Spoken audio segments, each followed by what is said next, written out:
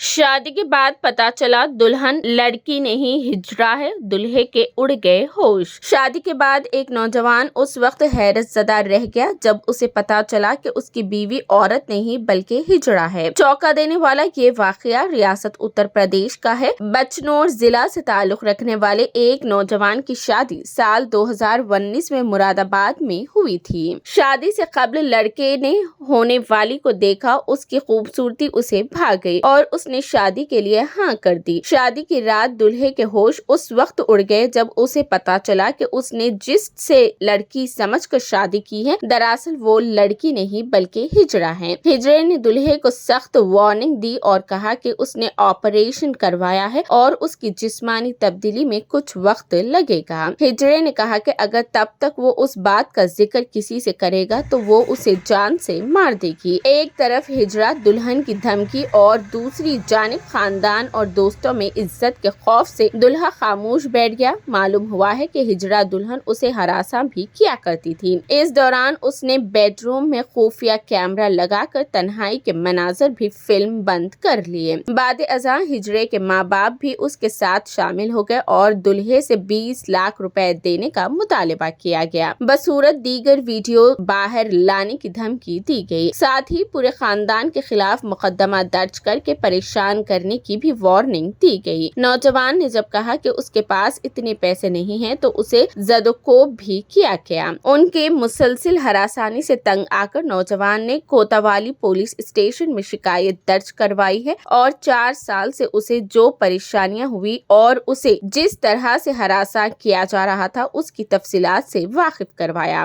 Police ने इस मामले में केस दर्ज करके हिजड़ा दुल्हन समेत उसकी माँ बाप को गिरफ्तार कर लिया।